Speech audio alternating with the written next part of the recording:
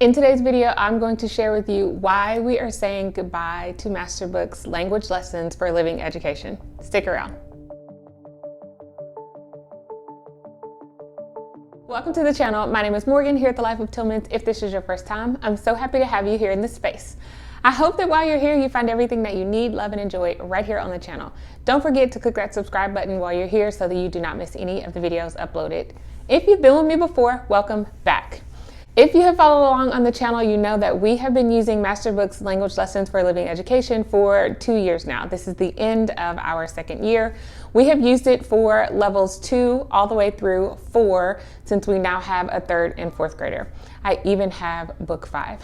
However, it has come to a point where we must say goodbye to MasterBooks. I'm going to give you all of the pros and cons. I'm just going to hop right into it. First, I do want to say that I'm not here to bash any curriculum. I don't do that on this channel, but I do feel that sharing this information with you is a part of my responsibility to be completely upfront and honest with you about how we feel about curriculum. There are tons of people who absolutely love MasterBooks, and we loved MasterBooks language lessons for living education for 2 years. However, we're just at a point right now where we need something different. And surprisingly, there are other things that MasterBooks puts out that we love, still love. So it's not just an overview of MasterBooks as a company as a whole. It's just this one area where I'm giving you guys our honest experience with the curriculum, and I feel that that's what you deserve. That is what everyone here in this space needs, I feel like, and deserves when it comes to getting our use of curriculum. You're here for a reason, and I definitely want to give you the full, honest picture of such. So with that being said, as I said before, we've used levels 2 all the way through 3 and have loved it up until this point. I'm going to give you what I feel like are some areas for growth or cons within the MasterBooks language lessons for living education. As usual, when I do reviews, I write everything down because there are certain points that I really want to touch on. So if you see me looking down, that's the reason why. The first thing is that one thing that I do not care for, my girls do not either, is the spelling words are at the end of the week's lesson. You don't see the spelling words in days 1 through 4. You don't touch them until day 5, which I think is really strange because at the most of the time when you get spelling words, you're getting them on Monday so that you can study them all the week and then take your test on Friday. But it does not introduce them within the lesson. I will say that, however, at the back of the book, there is a list of spelling words. So you could always go to the back of the book, introduce the spelling words to your child on Monday, and they could use that to study throughout the week, and then do day 5 of that specific lesson where it gives them a spelling test of some sort, also some form of an exercise for their spelling words. There is a remedy to that issue. I just don't care for it. My girls don't care for it either. We have a lot of things going on, and to remember to say, get your spelling words out, let's write them down, whatever it may be, to be able to study them all week is really challenging for us. So that is a con for me. Number 2, areas for growth, in my opinion, are I feel that the information that is presented, the new concepts presented within MasterBooks is done very, I would say, unorganized or random within the lessons. It doesn't flow for me and my children.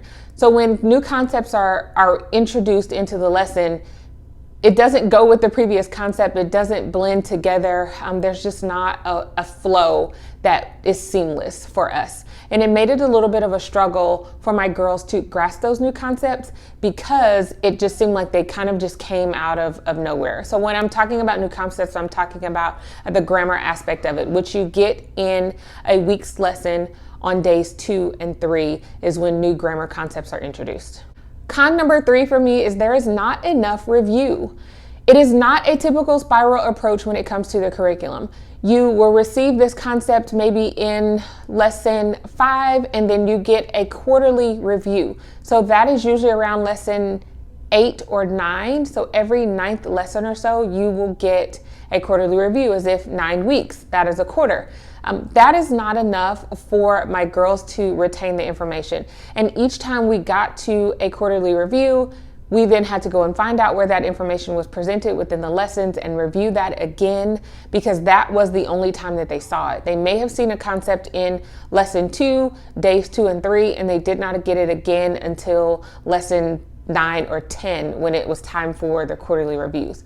Also, when you get those quarterly reviews, they're really long, which a review is supposed to be longer than a lesson. However, you may have on day 2, your quarterly review for day 2 maybe 3 pages, and it will be the same for day 3 or 4 pages, because you're reviewing such a large amount of information.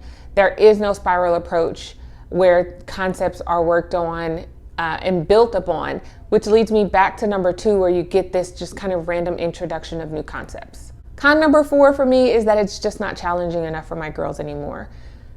They know what to expect. They come in, zip right through it, and they're done. They go through the lessons super quick, which is really one of the pros to the MasterBooks curriculum, is that the lessons are short. However, when you don't get a review more often, the concepts are randomly given and not building up on each other. There's not an opportunity for you to really drive home those concepts and for them to become a part of your memory, so that when you do get to the review or to the end of the book, you're not feeling as though everything that you just learned is gone. And the last con for me is because the lessons are so short, the concepts are not covered thoroughly enough, which still goes back to the review aspect, the spiral approach that's not there within the language lessons for living education. You cannot cover all of the language arts aspects. So we're talking grammar, vocabulary, spelling, reading comprehension, writing, handwriting, all of those things within the curriculum. Because the lessons are so short, and I would say that you're like double dipping. So when a new concept is introduced, you then have to write that sentence, and that would be your copy work. The vocabulary words are your spelling words, but you don't get those until Friday. So they're not introduced every day for you to be able to use them. So because there's so much information that has been squeezed into a short lesson, daily lessons, it's not enough to really cover the subjects thoroughly enough for it to stick. And the use of it is not regular enough. That's the best way that I can put that. So with that being said, there still are pros and great things to the MasterBooks language lessons for living education. One of the pros is that this is a Christian-based or Bible-based curriculum. So you and your child will get Bible throughout this entire thing. Bible lessons, Bible words, stories, all of that. That is an awesome thing to have in your everyday curriculum, because it means that you're studying God's word and you're getting that information every single day. Another pro to the curriculum is that day 1 of each weekly lesson, on day 1, you're going to get some form of a picture study, reading a different story usually it's about children, and it flows the same from book or level 3, levels 2, 3, and 4 is how they progress. Those stories just get a little bit more detailed. It uses a lot of the same characters. So it really helps your child be able to get a full picture of what they're talking about. So that part is awesome. And there are also questions that go along with each of those. You also get a poem or a psalm study. Your child would have to go through and interpret those things and talk with you about it. There's lots of discussion, scripture reading that you can also do. And then they are able to pull out words that they don't know the meaning of, so then you can go and grab the dictionary and get the meanings of those words. My girls love day 1 of language lessons for living education every single week because of those opportunities there. And that's more of your comprehension within language arts. The second thing that is a pro about the MasterBooks language lessons for living education is that on day 4, you always get to read a story from this book. 101 favorite stories from the Bible. My girls absolutely love these stories. We sit down and we read them together, and then there are questions that will be answered here. These stories always bring about really great discussions. Some of them we have read previously in other Bible curriculum that we've gone over, so it just really helps to reinforce it. But this is the one thing that my girls talked about when we discussed changing curriculums that they did not want to lose within this curriculum. And the great thing about it is that we have 2 of these books, and anytime we can use this as our daily devotional. We don't have to have the MasterBooks curriculum in order to go through these stories and answer the questions and have really good discussion with regards to the Bible. The third thing that I think is a really great pro about the Language Lessons for Living Education, all of the levels that we have gone over, is that in the back of the book, there are tons of additional resources. Yes, you can dive further within the lessons if you go to the back of the book and gather the material. So things that you'll find in the back of the book are grammar games. You can create your own spelling list toward the end of the year. You can do it quarterly. You can do it every semester based on words that maybe your child missed throughout the previous lessons. You can also create your own dictionary where they can look up different words and create just a little dictionary book for it as well. There's also additional copywork, and within that copywork, they use the grammar concepts and different definitions of grammar terms and things like that as the copywork. So while your child is doing the copywork, they're getting their handwriting, but they're also getting concepts like the grammar reinforced through that copywork. This is really helpful if you're wanting to add in additional practice time within your child's lessons. However, for us, it was almost like an afterthought. We did not go to the back of the book to grab those different things. My girls didn't need extra copy work. They needed more opportunities to practice, like sentence diagramming and things like that, to be able to really focus on the different parts of speech and have a really great understanding of those specific parts of speech. And as they advance, that's something that they're going to be needing, which is a reason why the shorter lessons and getting all the material in is a con for us. But having those additional resources in the back is awesome to have on hand if you are that person who's able to go to those and really utilize them within your lessons as you go throughout the curriculum. I can say that we're still going to use those, and I'll share with you in another video how we're going to use them.